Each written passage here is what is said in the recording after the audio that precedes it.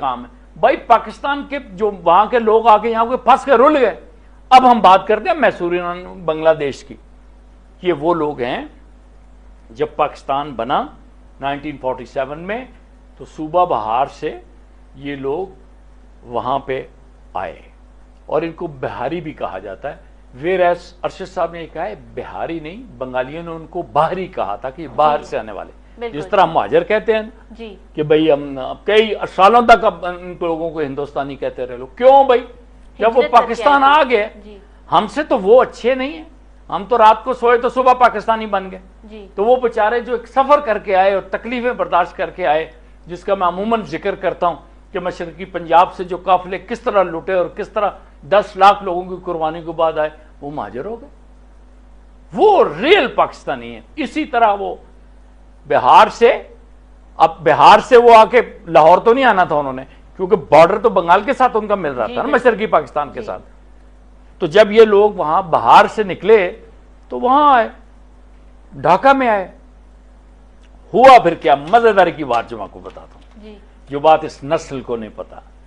ہوا یہ کہ وہ لوگ رہے وہاں پہ, رچ بس گئے. اردو سپیکنگ کمیونٹی تھی, پڑھے لکھے تھے, ٹیلنٹڈ لوگ تھے وہاں پہ. جناب علی ان لوگوں نے اپنے کاروبار سیٹ کر لیے, ملازمتیں زیادہ وہ کرتے تھے, اچھی اچھی ملازمتیں ان کے پاس آ گئیں. پھر نفرت کی ایک طوفان چلا, ایک آندھی آئی, اور پھر 1970 آ جاتا ہے, وہ ذیلی انتخابات جس میں وہ جناب علی عوامی لیگ جیتی. اچھا عوامی لیگ جیتی, اس کے بعد کیا ہوتا ہے عوامی لیگ جیتنے کے بعد 162 سیٹس ہیں شاید ان کو اقتدار نہیں دیا جاتا. اچھا کل کہہ رہا تھا نا کوئی ادھر تم ادھر, ہم کی بات نہیں مان لیتے ہیں, سرخی نکلی ہے, لیکن یہ کس نے کہا تھا کہ جو آئے گا تو اس کی میں ٹانگیں توڑ دوں گا. آج احمد رضا قصوری صاحب کا میں میسج کیا, انشاءاللہ یہ ہم ان کا انٹرویو کریں گے, اس کے گھر جا کے انٹرویو کریں گے, آپ ہمارے ساتھ ہوں گی. ہم ان سے پوچھیں گے کہ آپ کیسے گئے, وہ 80 سال کے ہو چکے ہیں اس وقت, اور ان سے ہم پوچھیں گے کہ آپ نے پاکستان کو ٹوٹتے ہوئے اپنی آنکھوں سے دیکھا, کس طرح کی بات ہوئی.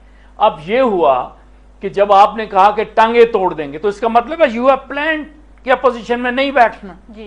ہوا کیا, پھر وہ جنگ چھڑ گئی. اب جب جنگ چھڑتی ہے تو وہاں پاکستانی فوج ایک گھیرے میں آ جاتی, پاکستانی فوج کی مدد کرنے والا کوئی نہیں ہوتا.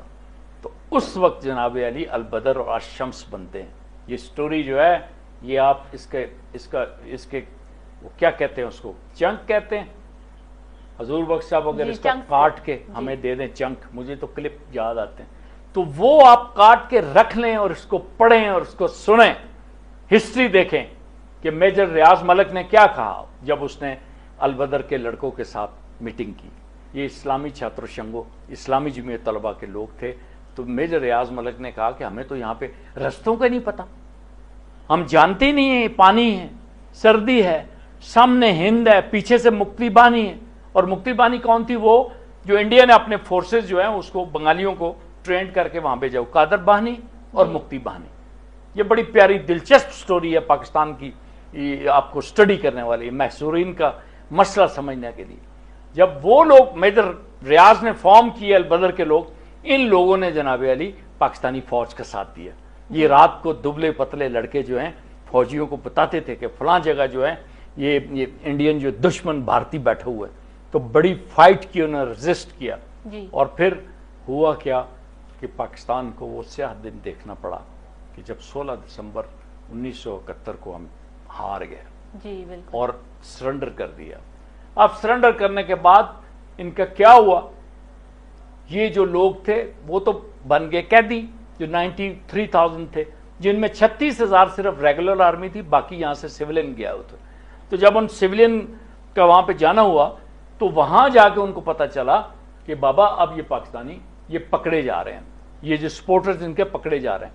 ہوا پھر کیا, آج تک ان کو پھانسیاں دی جا رہی ہیں. آپ وارث میر کا جو ایوارڈ لینے احمد میر گئے نا, وہ اس لیے فوج کو بدنام کیا تھا. جب ہم یہ کہتے ہیں نا غدار ابن غدار کی ہم بات کرتے ہیں, مجھے کہنے ہوئے کوئی ڈر نہیں لگتا, تو یہ لوگوں نے کیا.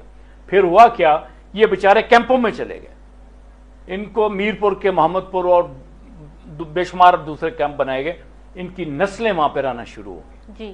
اب یہ ہم چاہتے ہیں کہ پاکستانی فوج کے انہوں نے ساتھ دیا تھا, یہ لائبلٹی اب کس کی بنتی ہے؟ یہ پاک فوج کی لائبلٹی بنتی ہے جی کہ جن لوگوں نے مشکل وقت میں رات کے اندھیروں میں سردیوں میں آپ کا ساتھ دیا، آپ ان لوگوں کا اب ساتھ دیں، جی اب ان کو آپ سپورٹ کریں۔ وہ اگر پاکستان کے وہ سچے پاکستانی ہیں جو اب بھی نعرہ لگاتے ہیں اور وہاں ان کے کیمپوں کے اندر پاکستان کا نعرہ جھنڈا بلند کیا جاتا ہے، تو وہ ہے نا پھر کوئی چیز۔ جی وہ بڑے بوڑھے جو ہیں وہ نہیں چھوڑنا چاہتے پاکستان زندہ باد کے نعروں کو، وہ یہاں آنا چاہتے ہیں۔ تو جناب یہ غلام حیدر بھائی نے بنائی تھی بھاری کیمپ وغیرہ، ہمیں یہ چاہیے کہ ان لوگوں کو واپس لائیں۔ جی اب اگلی